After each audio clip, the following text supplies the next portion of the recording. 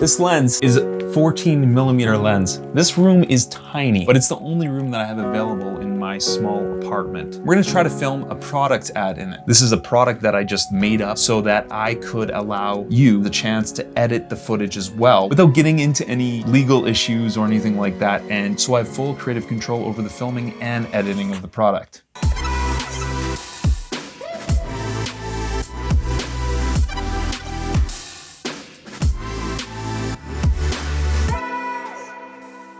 Quick disclaimer, I do a lot of different types of videos and I'm no pro in any one niche, but I have a lot of experience. And when filming this ad, I made a lot of mistakes that I think can be helpful for anyone to learn from. So we got some major space limitations. The amount of space I had to work with catalyzed my anger and frustration and caused a lot of issues with this shoot. The space forced me to make unwanted adjustments to my lighting, creating lighting inconsistencies throughout different shots, which I tried to hide through forced optimism, repeating the phrase, "We'll fix it in post." I would not recommend filming something like this in such a small space. Normally I'd like to shoot at like f5.6 because your lens operates the best at 1 or 2 stops higher than its lowest f-stop available. But in this case, because we're in such a small, tight space, I'm gonna shoot at 2.8 because I need to blur out that background even more. We're also shooting at S-Log3, and the native ISO for S-Log3 is 640, so we are staying at 640. You go lower, you're gonna clip the highlights. There's no information in the highlights. You go higher, you're gonna get noise. We can change the exposure using our dimmers.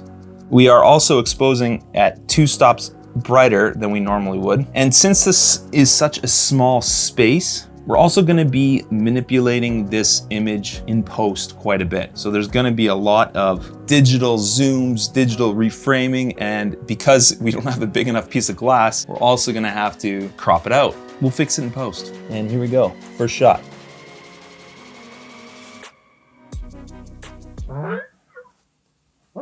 I'm pretty sure that this piece of glass is just not high quality enough for this sort of thing. Because we don't have any time to get another piece of glass, I've already set everything up. I'm not gonna go change the glass just because it's not working. We'll fix it in post. I got this incredible electronic Lazy Susan to get some more dynamic coverage. Amazing. It's just top of the line quality. No, it's not. It sucked. Don't buy this. I got what I paid for.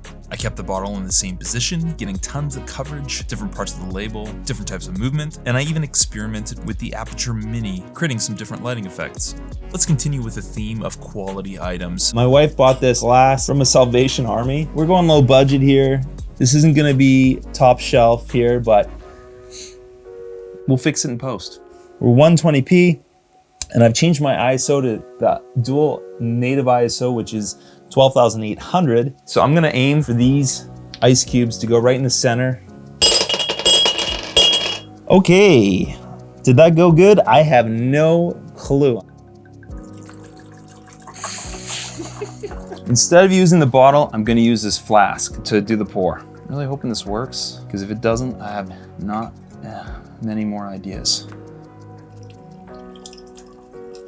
It worked. So I'm gonna use this, what is this thing called? I don't even know what this thing's called. I'm gonna use this thing. I'm going to end up tilting the camera sideways.